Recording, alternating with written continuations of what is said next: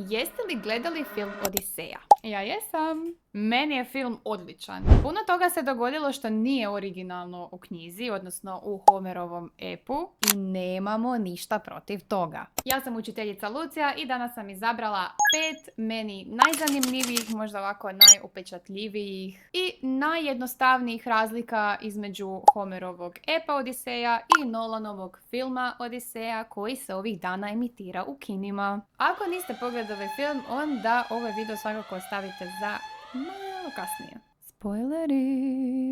Mislim spoileri. Nema se tu puno šta spojlat ako ste čitali knjigu, ali nije isto. Znači, broj 1. Sinon ne postoji. Možda jedan od najvažnijih likova koji je odigrao jednu od ključnih uloga u filmu Odiseja zapravo se uopće ne pojavljuje u Homerovoj Odiseji. U filmu je on kao bio žrtvovan Trojancima tako što im je predstavio dar kao Atenin dar trojanskog konja. Broj 2. Helena Trojanska nije tako izgledala.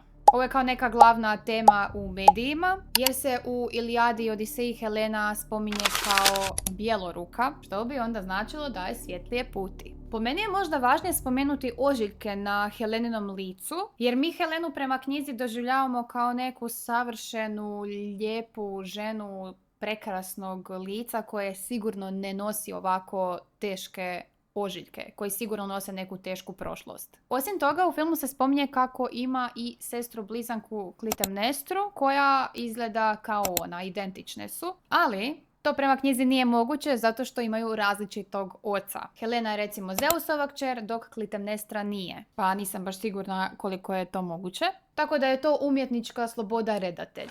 Broj 3. Odisej je dodatno prevario Kiklopa. U filmu Odisej uopće nije razgovarao s Kiklopom Polifemom, ali u knjizi je. U knjizi se čak Odisej predstavio Kiklopu da se zapravo zove Nitko. Odisej nije htio otkriti svoje pravo ime. Nakon što je ozlijedio, oslijepio Kiklopa, sve što je Kiklop mogao reći na ovaj incident je da ga je oslijepio Nitko.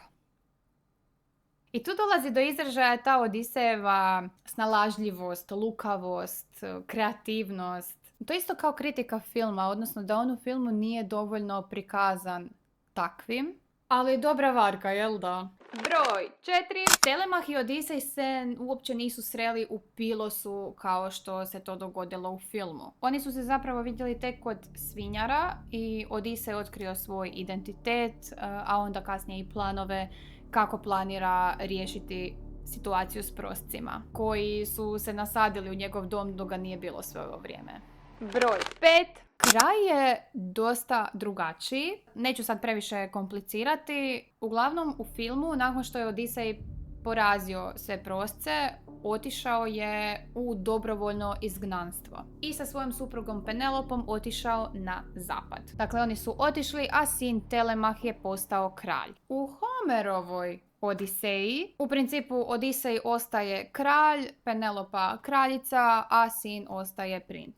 Postoji naravno još razlika, postoji još detalja oko svega ovoga, ali mislim da je ovo za sad dovoljno jednostavno i sažeto za ispričati. Sam Nolan je rekao da nije tražio nikakvu rekonstrukciju epa, što bi značilo da on od A do Ž mora prenijeti sve što se nalazi u knjizi u film. Samim time on nije imao nikakvu obavezu vjerno prenositi sve iz originala. I netko je tako lijepo rekao: The reinterpretation, the reimagination keeps vital this heritage over time. Otherwise, Greek mythology would be a mummy, a museum exhibit. Zahvaljujući upravo ovakvim adaptacijama, modernim tumačenjima, interpretacijama, svi ti mitovi, legende, priče, epovi ostaju živi toliko dugo vremena. Baš zato što su napravljeni za tu publiku u tom vremenu koje je sad, ostaju i dalje zanimljivi, ostaju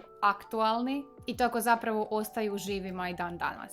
Još jedna ljepota svega ovoga je to što je Odiseja zapravo lektira u srednjoj školi i nadam se da će ovaj film potaknuti ponovno čitanje i razmišljanje o tim usporedbama, što je točno drugačije, zašto je možda drugačije i mislim da je to genijalno. Ako vi znate još neke razlike, slobodno pišite u komentare i naravno nemojte zaboraviti zapratiti školska posla ako vas zanima još školskih tema.